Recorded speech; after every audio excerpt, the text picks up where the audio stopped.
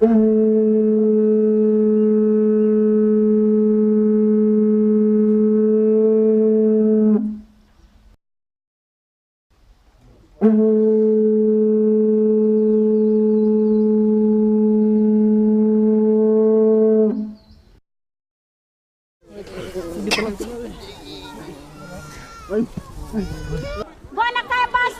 could happen within 24 hours before the cyclone strikes. It's the tone and visuals of urgency. The injured, people with disability, elders, children, mothers and members of the community are ushered to safety at the evacuation center. It looks so real, but this is only a simulation exercise. In this disaster recreation, everyone is included, even members of the community who are often forgotten, people with disability. The aim of this whole project, it looks very bright with the inclusion that happened today, and I hope that this model here, the same practice, will be endorsed by the government to be the model to be used in every villages in Fiji during time of disaster, where disability is going to be included in any evacuation or any disaster preparation program. This is the finale of the 4 days training here in the village and district of Buretu, located in the province of Tailevu, Fiji. Buretu is an Itauke Fijian word that means a home that stands for all, a fitting name and location for the piloting of a training toolkit that advocates disability inclusiveness in disaster risk reduction. All findings of the 4 days training and simulation have been documented to contribute to the final content of a training manual that will resonate the true meaning of the name of the host district, Buretu, a home that stands for all.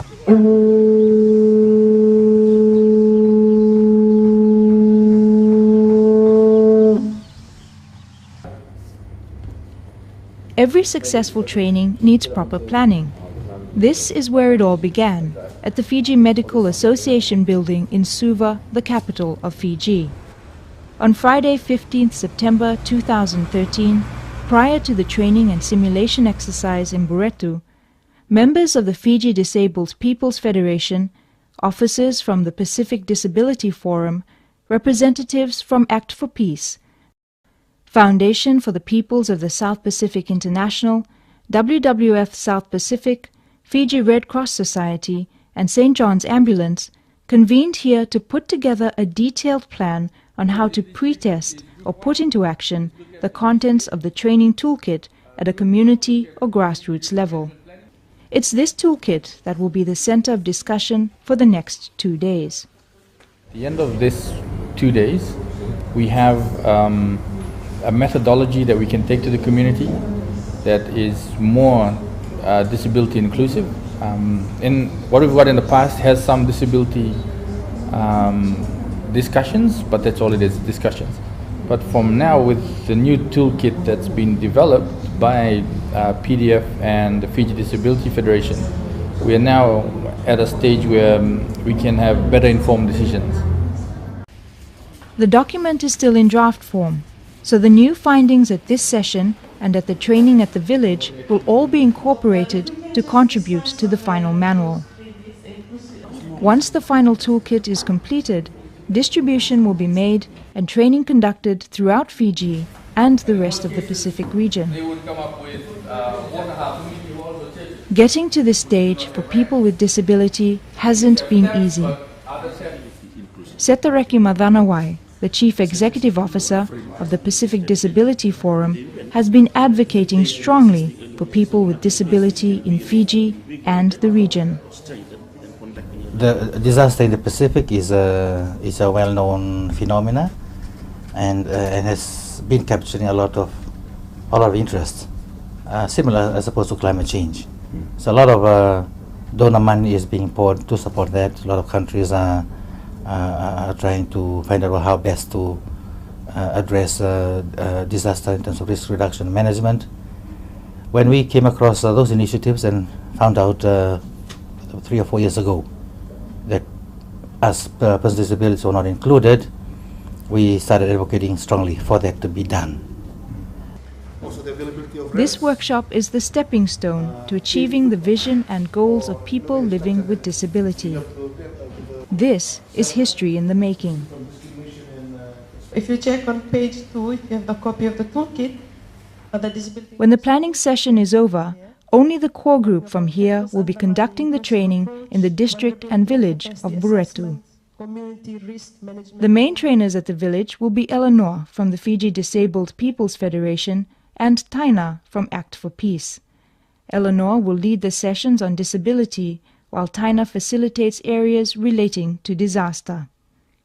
Supporting the main facilitators are Litia and Sam from the Fiji Disabled People's Federation and the team from the Pacific Disability Forum.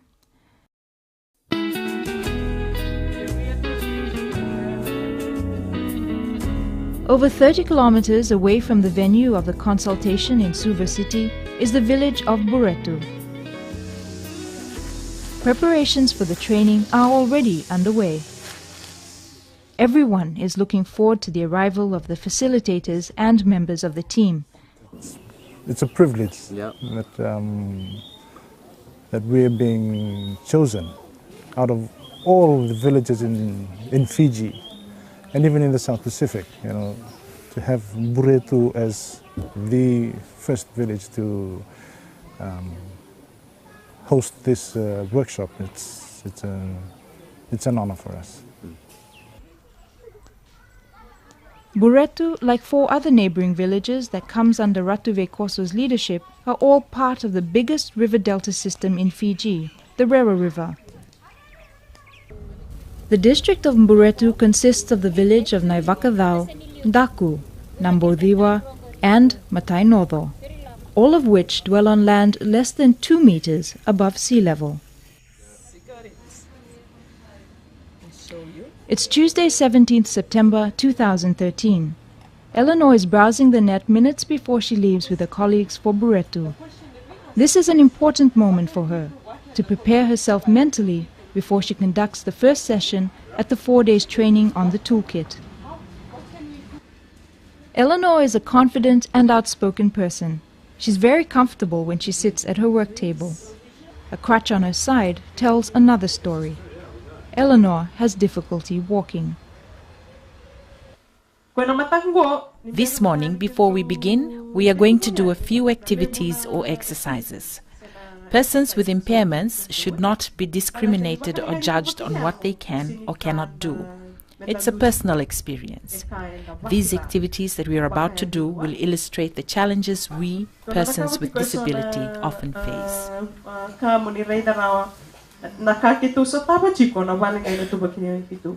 It's this personal experience that Eleanor wants each individual participant to be familiar with. Write with your foot.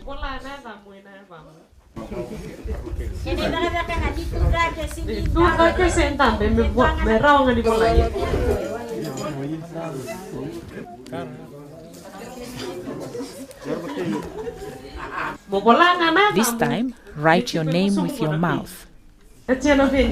Bite onto the pen and write your name.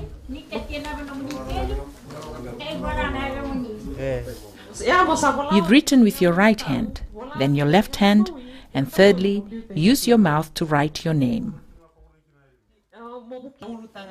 By the end of the activity, the participants have completely changed their perceptions on disability. I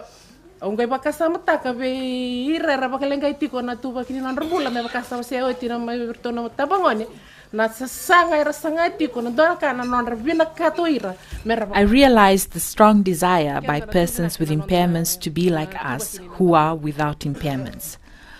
I looked at what I did today. This is what I wrote with my right hand. It looks good.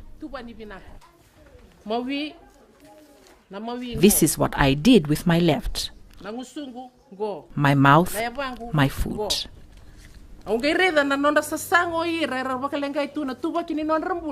This morning I realized the challenges that persons with impairments face. Yet we simply laugh about it. When they try to strive, does anyone even bother to offer assistance? No needs as a community, your needs and wants. Eleanor then continued with a session on needs and wants.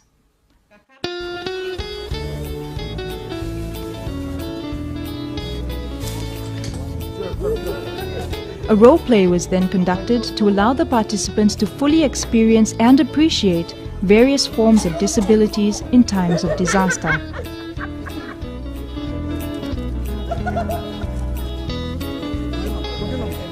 The assessment of the exercise revealed the following: that persons with disability have their needs and requirements in times of disaster. The design of evacuation centers should be accessible to all through ramps, railings and proper lighting, for example. Also, persons with disabilities do have strengths which can be utilized in preparation and during a disaster. A person who is deaf is strong enough to help carry heavy loads to the evacuation center. We need to think about people's abilities in a different way, on a case-by-case basis. Oh, you can hear me! It is quite different to have good eyesight and to be totally blind. When I walked in, all I could hear was the sound of claps and my walking stick. I couldn't see anything. I had difficulty climbing that staircase. In fact, I almost fell and slipped under the house.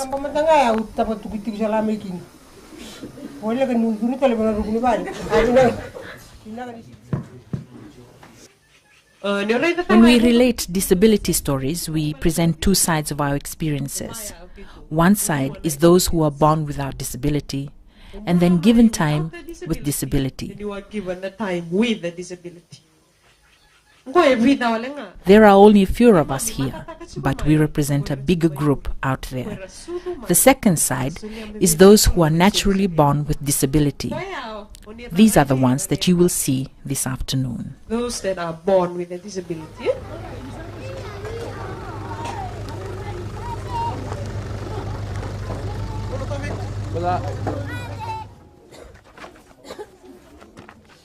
The arrival of members of the Fiji Disabled People's Federation added new interest to Eleanor's afternoon session.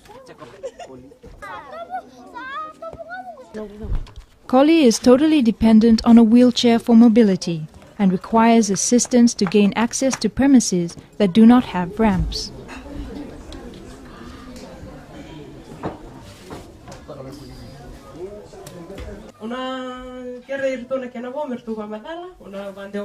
First, the introduction to members of the Federation with various forms of disabilities.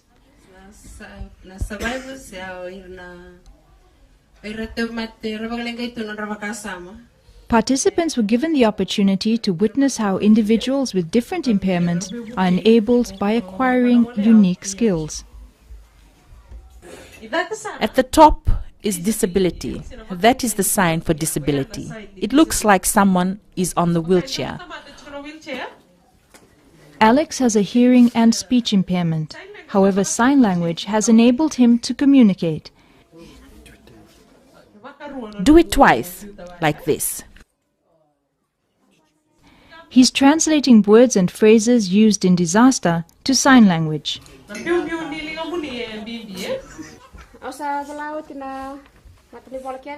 Ruthie was born with a vision impairment.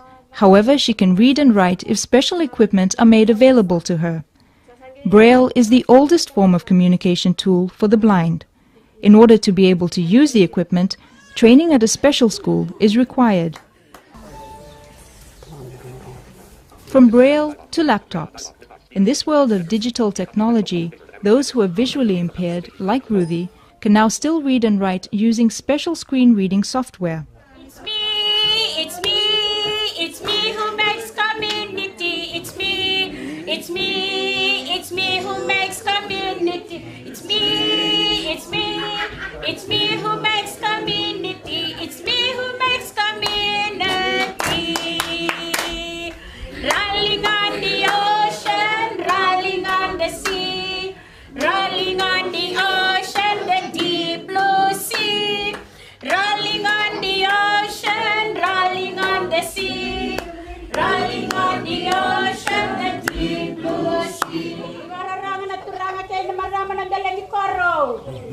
Ladies and gentlemen, the water level is rising. Our village is slowly submerging. Old men and women, including persons with disabilities, need to evacuate now.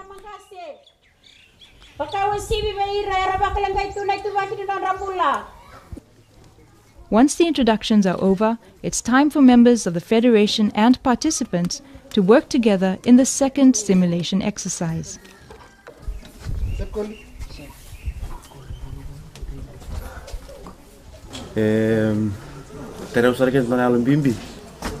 I feel saddened because they need a lot of assistance. I think there should be more ramps made so it's more accessible for persons with disabilities, especially during times of disaster. It's the end of Eleanor's session on disability. Taina takes over from here. She too has learnt a lot from Eleanor's session. I have learnt a lot. I have spent over 6 years teaching in communities. And this is the first time for me to work with persons with disabilities. This morning I said that this would be the first time in Fiji to combine disaster management and disability. The information that we are going to gather in the 4 days will be compiled and endorsed by the Disaster Management Center or DISMAC as a training toolkit. This book will be used in years to come to assist us on how to assist persons with disabilities during the time of disaster.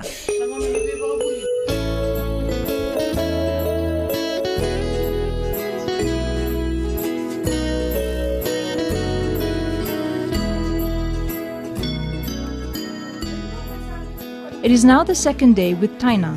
Each of the 6 villages has come up with their own disaster management plan. In their plan, which is now disability inclusive, they must include a detailed village layout, timeline of disaster events and mitigation, and a disaster risk reduction proposal. The plans are being compiled to meet the standards of the National Disaster Management Center, or DISMAC. At the end of the training, all participants will be officially registered as members of DISMAC. Prime Minister, Fiji is now in a state of disaster. Today, I've learned that there are different categories of responses. First, there's emergency. When assistance is no longer available within, we then seek assistance from outside, which indicate that we are now in a state of disaster. That's something new I learned this morning.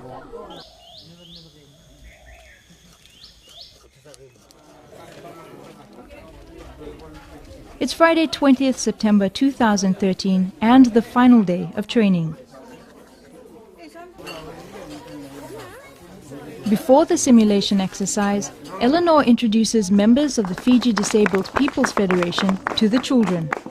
Alex is once again the star of the moment. Father, say ta. F sign, 2 times, eh? Father. Hello, hello. Okay, sign. Set. With members of the community, both children and adults, well versed with procedures of preparation for disability inclusiveness and disaster risk reduction, the simulation exercise can now proceed. This is the moment Taina and Turanganikoro, or village headmen, have been waiting for. The simulation exercise. The weather forecast. A trough of low pressure is being detected. The system is likely to worsen and could cause disaster to our beloved Fiji.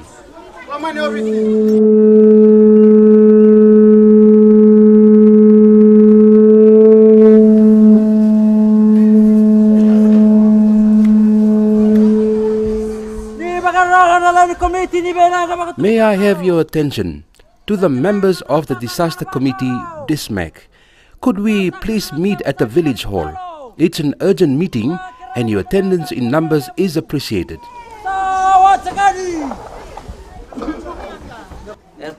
It's confirmed it will affect us. The warning has been issued, its color yellow. We'll need to make preparations now. The youth are being tasked to play key roles in the simulation exercise. This is an important recommendation from the workshop. One other recommendation made from the training was the selection of an assistant to the Turanganikoro.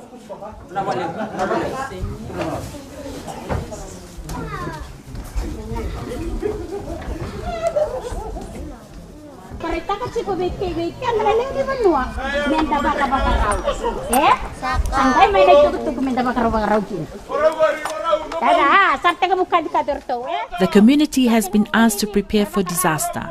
You see, they've begun alerting everyone.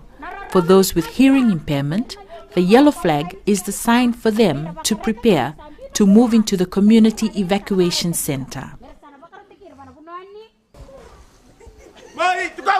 Grandpa, move to the village hall. Stop the Facebook now. The Turanganikoro is not here. Who can talk to them? A bad weather forecast has been received. There's likely to be flooding.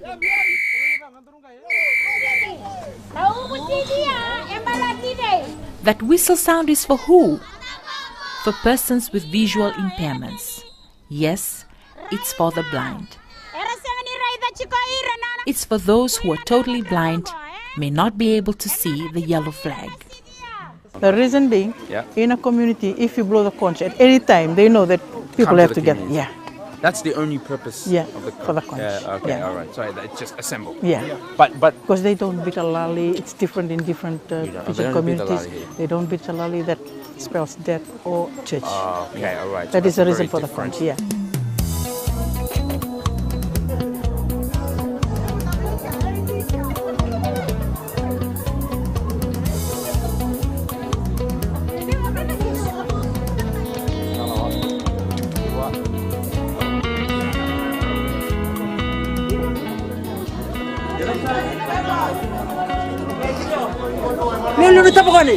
Youth leader, please bring all the food from the store.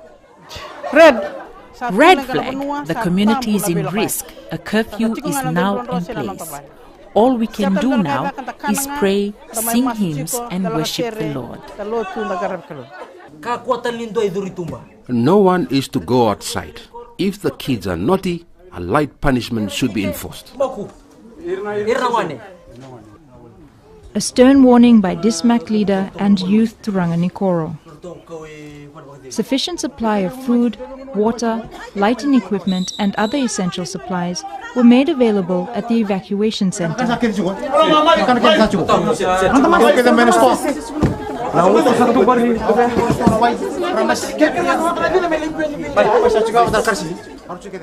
The team also ensures persons with disability are taken care of. Someone is being assigned to take them to the bathroom and see that other needs are provided. Mothers, children, the elderly, those injured and pregnant mothers are given special attention. The red is being replaced with white, signifying that the threat of disaster is now over. However, for the Dismac team, this is the beginning of other tasks. Accurate reports must be made to the closest Dismac or Disaster Management Center. Estimation of damage on gardens and buildings are noted.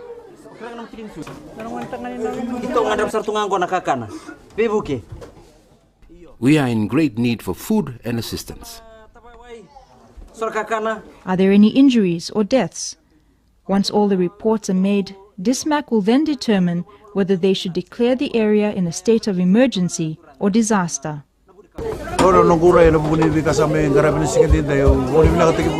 I am thankful, especially to the youths, for taking a lead role in ensuring all the elderly and persons with disabilities were brought to the evacuation center.